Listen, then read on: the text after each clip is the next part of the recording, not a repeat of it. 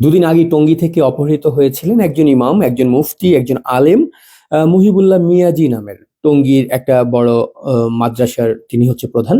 এবং সেই মাওলানাকে অনলাইনে আমরা বেশিরভাগ মানুষ হচ্ছে মুফতি মহিবুল্লাহ মাদানী নামেই চেনে।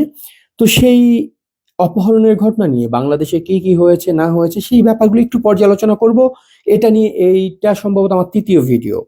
তো এই ঘটনাটা শুধুমাত্র মহিবুল্লাহকে অপহরণ করা, অপহরণের এই বিষয়টা শুধু অপহরণ না, এটা শেকড়টা অনেক গভীরে। আপনাদের প্রতি আমার একটু অনুরোধ থাকবে, এই ভিডিওটা অন্তত পুরোটা একটু দেখেন, কারণ এটার সঙ্গে বাংলাদেশের আপনার আমার প্রত্যেকটা মানুষের স্বার্থ, প্রত্যেকটা মানুষের নিরাপত্তা সবকিছু জড়িত।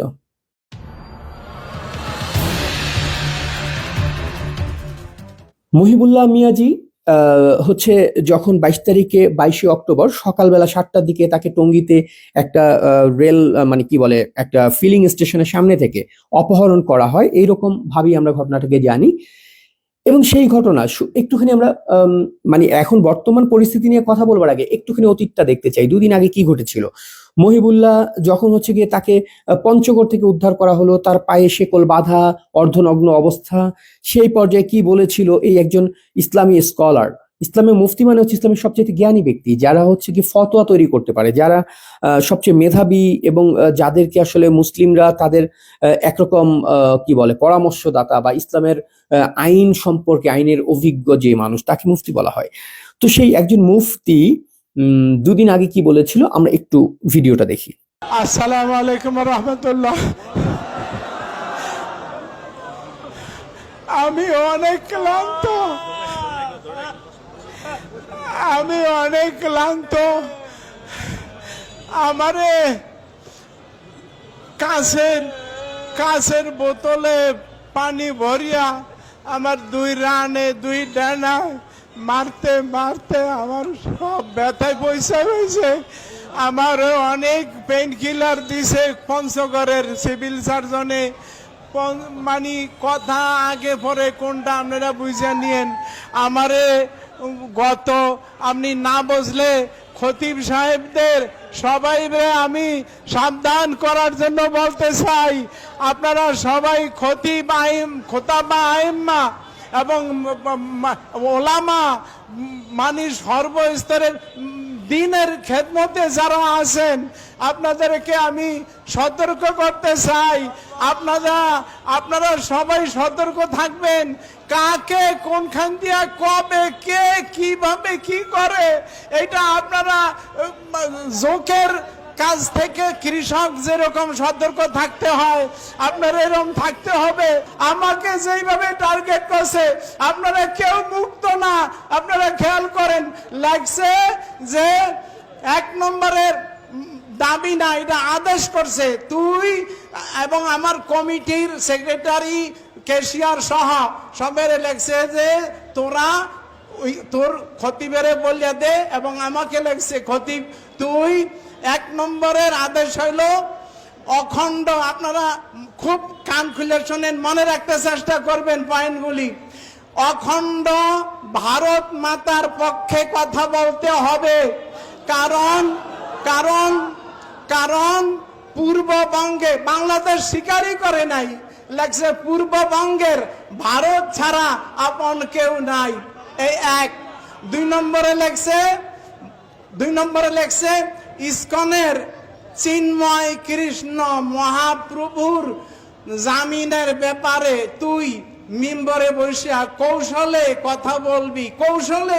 কৌশলে এক পক্ষে আমার কথা কইতে হইবে, আমার আদেশ করছে কৌশলে কথা বলবি এবং বলবি তাকে আটকে রাখা ঠিক হচ্ছে না, এইভাবে তুই কথা বলবি।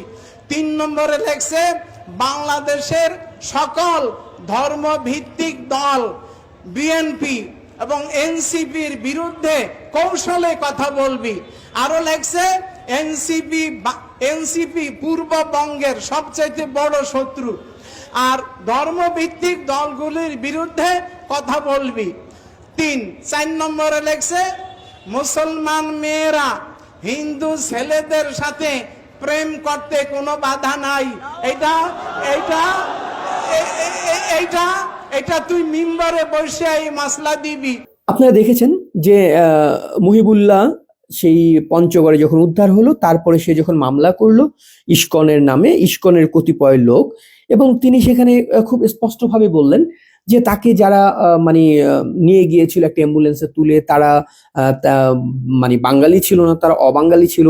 তারা তাকে বারবার এর আগেও অনেকবার হুমকি দিয়েছে, চিঠি দিয়েছে, চিঠি দিয়ে হুমকি দিয়েছিল তাকে ইস্কনের নেতা চিন্ময়ের পক্ষে কথা বলার কারণে, এবং হচ্ছে বিএনপি, জামাত, এনসিপি এদের বিরুদ্ধে কথা বলবার জন্য তাকে তুলে নিয়ে প্রেসার দেওয়া হয়েছে। তাকে হিন্দু মুসলমানের প্রেম এটা বৈধ, এটার বিরুদ্ধে যাতে কোনো কথা না হয় বলা হয় এটা বলা হয়েছে। তাকে ইস্কনের পক্ষে যাতে সে মাদ্রাসায় কথা বলে, মসজিদে কথা বলে, এটা নিয়ে তাকে নাকি কথা বলা হয়েছিল, যদি সে ইস্কনের পক্ষে বয়ান দেয় তাকে কোটি টাকা দেওয়া হবে। এবং তাকে পানির বোতলে পানি ভরে সেটা দিয়ে তাকে প্রচন্ড মারধর করা হয়েছে। তাকে মানে অর্ধনগ্ন করে 5 জন মিলে বিবস্ত্র করে পিটিয়েছে।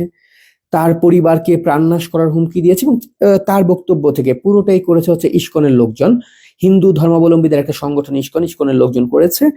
এবং এই ব্যাপারে পরবর্তী সময় তিনি ফিরে এসে কি বললো সেটা আমরা দেখেছি। আমরা একটু দেখিনি তার ছেলে এটার ব্যাপারে কি বলেছিল। তার ছেলে মাহমুদুল্লাহ, তারা যেভাবে আমার বাবার দাড়িকে যেভাবে কাটা হয়েছে, আমি এই মোহাম্মদুল্লাহ বলতেছি, তোদের 100 ইস্কন সদস্যকে আমি জবাই করব। আমার বাবাকে তোরা যেভাবে বুকের ভিতরে এরকম নিরীহ মানুষটাকে লাথি মেরেছিস, তোদেরকে বলতেছি আমি, তোদেরকে আমি জবাই করব। এই বাংলা জারি আমি বলতেছি, মোদি, আমার বাবাকে তোরা যেভাবে উলঙ্গ করেছিস, আমি তোর ধুতি খুলবো, তোকে জবাই করব। আমি মোহাম্মদুল্লাহ বলতেছি, আমার বাবাকে তোরা যেভাবে ভারত পাচার করার তারা করেছিস, তোদেরকে ভারতের ওই শিকড় থেকে পায়ে বেরি বেঁধে গাজওয়াতুল হিন্দের সৈনিক হিসেবে যে তোদেরকে নিয়ে আসবো ইনশাআল্লাহ। এই বাংলায় তোদেরকে জবাই করা হবে, এই বাংলায় তোদেরকে জবাই করা হবে ইনশাআল্লাহ তাআলা। ছেলের বক্তব্যটুকু আমরা দেখলাম, সেখানে সে 100 জন ইস্কনের সদস্যকে কতল করার আহ্বান জানিয়েছে। আমরা কি বলে যে মহিবুল্লাহর বক্তব্য দেখলাম, যে মহিবুল্লাহ হচ্ছে বাংলাদেশের সকল আলেম ওলামাদেরকে রাস্তায় নেমে আসার জন্য আহ্বান জানাচ্ছে। ইস্কন থেকে শুরু করে হিন্দুদেরকে মানে নিশ্চিহ্ন করে দিতে হবে, অন্যথায় কোনো আলেম নিরাপদ না। আমার মতো একজন সাধারণ আলেম কেমন করেছে, আমার মতো বয়স্ক মানুষ কেমন করেছে। এবং সেই ইস্কনের সদস্যরা তাকে তুলে নিয়ে নাকি বলেছিল যে বাংলাদেশে কোনো ইমামকেই ছাড়া হবে না, কোনো আলেমকে ছাড়া হবে না। এইগুলো হচ্ছে গিয়ে এই যে বয়স্ক একটা মানুষ, যে হচ্ছে ইসলামের একজন স্কলার, ইসলামের সবচেয়ে জ্ঞানীদের মধ্যে একজন, যাকে মানে মুফতি বলা হয়, এত বৃদ্ধ একটা মানুষ, মানে কি বলবো, আসলে কিছু বলার নাই। এই মহিবুল্লাহকে আপনি কি ধার্মিক বলবেন? তার এই একটা বক্তব্য কি কি ঘটিয়েছে বাংলাদেশে, চলুন একটু দেখে আসি। আমরা দেখে আসি যে জামায়াত, হেফাজত সহকারে অন্যান্য যে লোকজন, তারা কি মানে কি ভয়ঙ্কর মানে হিংসা ছড়িয়েছে, এবং তারা কি কি বলেছিল।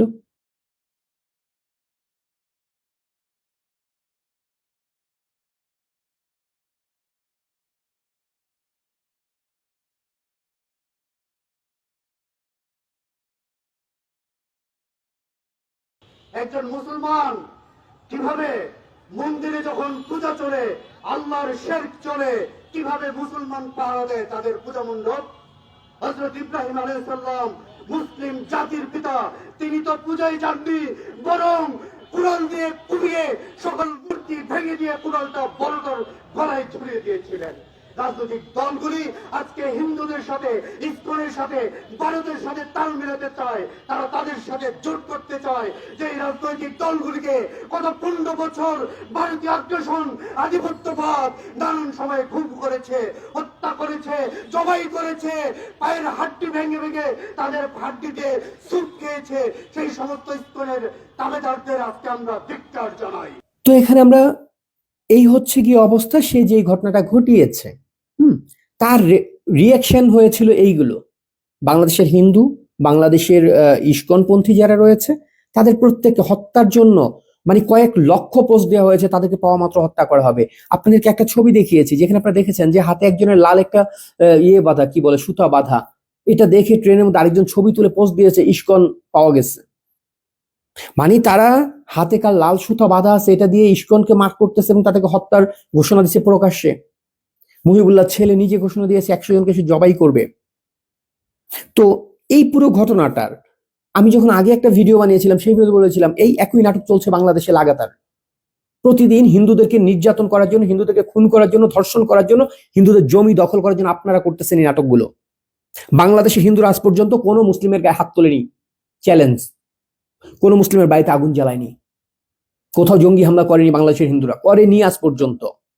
পারলে প্রমাণ দেন। আপনারা ফেক আইডি খুলে এটা করে ওটা করে বিভিন্ন ভাবে নির্যাতনের যে গ্রাউন্ডটা তৈরি করছেন, যেই মহিবুল্লাহর জন্য আপনারা এত কিছু করলেন, বাংলাদেশের হিন্দুদেরকে হত্যা করার হুমকি দিলেন। চলুন দেখি মহিবুল্লাহ এখন কি বলছে। আমি হাঁটতে গেছি, হাঁটতে যাওয়ার পরে আমার মাথায় আসলো যে আমি চলতে থাকি, যাই কোন দিকে যাই বলতে পারি না। এক পর্যায়ে আমি অটো পাইছি, অটোতে উঠছি, মেরের বাজার নামছি। নামে আর পরে মনে চাইলো যে আমি আমার ওই জয়দেবপুর যাই, সিএনজি দিয়া জয়দেবপুর গেছি। এরপরে আমার মাথায় আসলো যে আমি এখন এই ইয়াতে বাসে উঠি, বাসে উঠা তারপরে কোন জায়গায় জানি শ্যামলি না জানি কোন জায়গায় নামাইছে। এইখান থেকে আমি আরেকটা বাসে উঠে গাবতলী গেছি। ওইখান থেকে আমি মনে চাইলো যে আমি টিকিট করি, কই যাবো, আমার খেয়াল হলো যে আমি পঞ্চগড় যাই। পঞ্চগড় গভীর অনেক রাত্রে পঞ্চগড় নামছি। নামার পরে হাঁটতেছিলাম, কোন দিকে হাঁটতেছি আমি জানি না, আমি চিনি না, হাঁটতেছিলাম। এক পর্যায়ে আমি দেখি যে পঞ্চগড় জেলা প্রশাসকের কার্যালয়, তারপরে পুলিশ লাইন্স, এগুলি হাঁটতে পার হয়ে গেছে।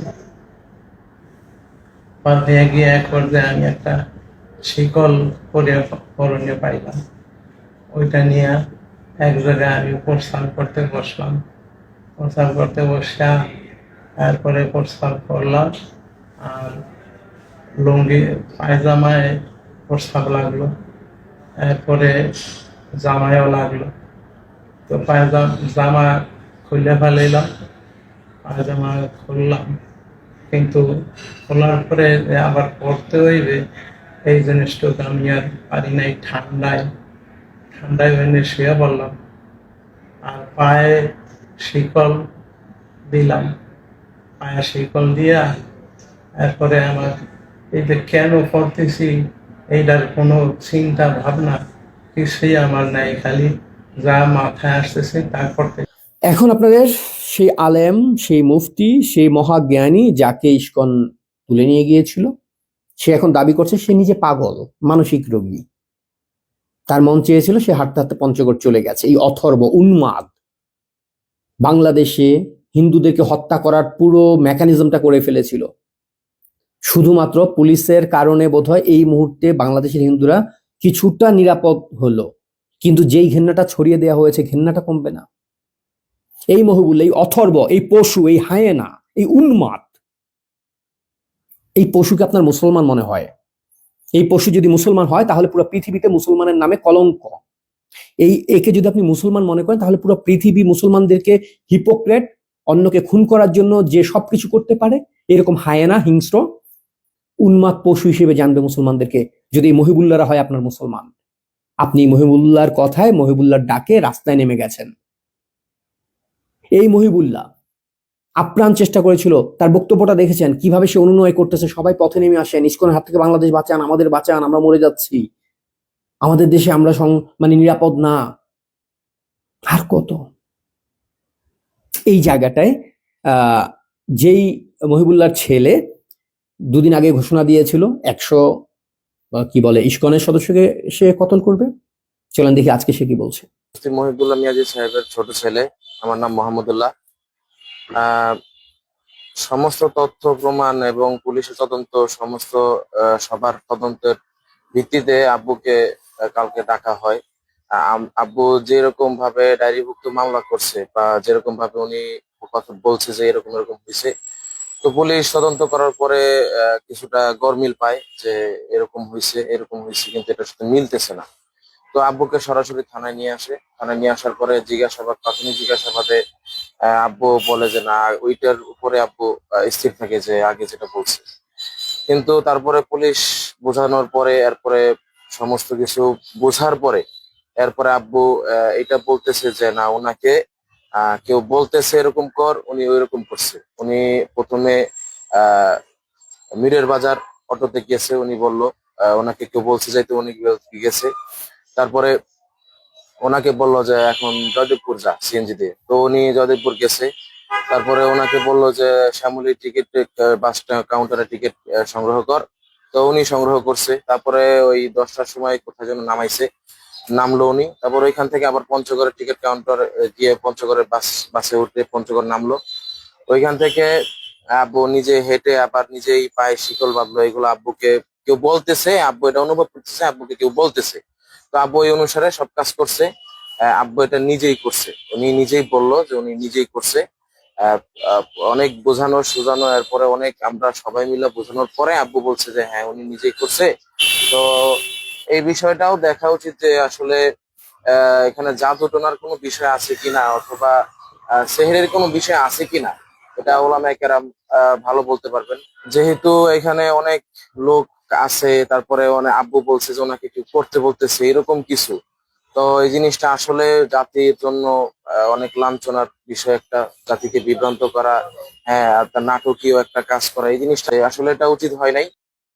এই ঘটনাটা শুধুমাত্র ধরেন আজকে তার ছেলের ব্যাপারটা দেখতেছেন, ভণ্ডামিটা ধরা পড়ে গেছে, এটা পুরোটা পরিকল্পিত।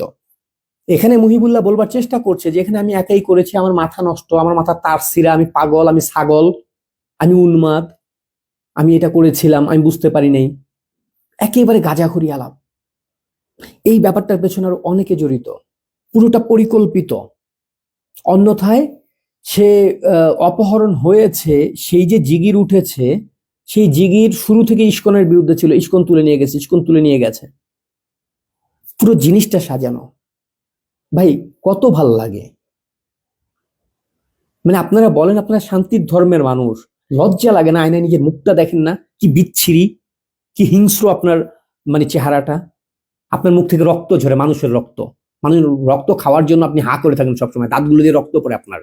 আয়নায় দেখেন একটু ভালোভাবে, তাহলে দেখতে পাবেন। মানে আপনাদেরকে নিয়ে কথা বলতে গেলেও না, মানে কি বলবো আসলে। এত বড় মূর্খ, অথর্ব, উন্মাদ একটা জাতি, যে ধর্মের নামে, জাতির নামে অন্য মানুষের রক্ত খাওয়ার জন্য পাগল হয়ে থাকে। আপনার ধর্ম আপনাকে এইটা শিখায়? আমি জানি না আপনার ধর্ম আপনাকে কি শিখায়, কিন্তু আপনারা যেটাকে ইসলাম বলে প্রচার করেন, এটা যদি ইসলাম হয়, বা ইসলাম প্রচারের যদি তরিকা এইটা হয়, বিধর্মীদের প্রতি আপনার আচরণ যদি এইটা হয়, বিশ্বাস করেন পুরো পৃথিবীতে মুসলমানদেরকে নিশ্চিহ্ন করে দেওয়ার জন্য একদিন পুরো পৃথিবী এক হয়ে যাবে, এক হইতে বাধ্য হবে। কারণ আপনি বাইচে থাকলে তো পৃথিবীতে অন্য কোনো নিরাপদ না। আপনি প্রয়োজনে নিজের সন্তানকে খুন করে হইলেও পাশের বাড়ির হিন্দুর দোষ দিবেন, কারণ আপনার অন্য ধর্মের মানুষকে খুন করতেই হবে। আপনি রক্ত না খেলে পাগল হয়ে যান, সাইকোপ্যাথ আপনি। একটু আয়নায় নিজের চেহারাটা দেখেন, আপনি কতটা ঘৃণিত একটা জীব। আপনি যে ধর্মের কথা বলেন, আপনি ধর্মের জন্য করতেছেন বলেন, আপনি জানেন কি মানে বিভৎস লাগে আপনার ধর্মটা দেখতে। এই যে মহিবুল্লাহ যে ঘটনাটা ঘটিয়েছে, এই ঘটনাটার পেছনে অনেকে জড়িত। মহিবুল্লাহ এখন নাটক মারাচ্ছে যে আমি একা একা করেছি, আমার সঙ্গে কেউ নাই, আমি একা হাঁটতে হাঁটতে বেরিয়ে গিয়েছিলাম। পুরোটা ভাই ভণ্ডামি। এটার পেছনে আবু সাইম খালেদ নামে একজন জড়িত, এক মোল্লা। আবু সাইম খালেদ রিসেন্টলি পাকিস্তানে গিয়েছিল, সেখানে আইএসআই এর সঙ্গে তার মিটিং হয়েছে। আপনার ছবি আমি স্ক্রিনে দিয়ে দিচ্ছি। পাকিস্তানে সে মিটিং করে এসেছে। মিটিং করে এসে বাংলাদেশে কিভাবে হিন্দু নিধন করা হবে এটার উপরে সে ওখান থেকে আলোচনা করে এসেছে। আপনারা দেখবেন আবু সাইম খালেদ বাংলাদেশে ফেরার পর থেকে এই প্রবণতাটা খুব বেড়ে গেছে, ইস্কনকে নিশ্চিহ্ন করে ফেলতে হবে। 72 ঘন্টা আলটিমেটাম দেওয়া হয়ে গিয়েছিল, ইস্কনকে নিষিদ্ধ করতে হবে, হিন্দুদেরকে কচুকাটা করতে হবে 72 ঘন্টার মধ্যে। আপনারা ঘোষণা দিয়ে ফেলছিলেন, মানে পুরো প্ল্যানটা সাজিয়ে ফেলছিলেন আপনারা। জাস্ট পুলিশ যদি এখানে ইন্টারফেয়ার না করতো, বিশ্বাস করেন হয়তো 1 সপ্তাহের মধ্যে বাংলাদেশে আর কোনো হিন্দু থাকতো না। আপনারা তাদের প্রত্যেককে কচু কাটার জন্য রেডি হয়ে গেছিলেন। কতগুলো আপনারা মানে চাপাতি বানাইছেন এটা আপনারা জানেন। কত হাজার চাপাতি আপনারা তৈরি করে রাখছিলেন অলরেডি। তারপরে তো ঘোষণাই দিচ্ছেন একজনই তো 100 জবাই করবে। তাহলে আপনারা প্রত্যেকে যদি অস্ত্র হাতে নেন তাহলে তো ভাই মানে 100 জনের ভাগে একজন হিন্দু পড়বে না, 1000 জনে মিললে একজন হিন্দু ভাগে পাইবেন না ভাই, আপনারা জানেন তো। যে আবু সাইম খালেদ বাংলাদেশে আসার পরে এই ব্যাপারটা খুব ভয়ঙ্কর ভাবে বাড়লো। এবং তারপরে ধরেন আতাউর রহমান বিক্রমপুরী নামে একটা অথর্ব আছে, যে বাংলাদেশকে হিন্দু শূন্য করবার জন্য এমন কোনো হেন কাজ নেই যেটা না করতেছে। গাজীপুরে একটা মেয়ে, একটা মানে মুসলিম মেয়ে হিন্দু ছেলের একটা প্রেমের ঘটনাকে কেন্দ্র করে কি রায়টটা করে ফেললো।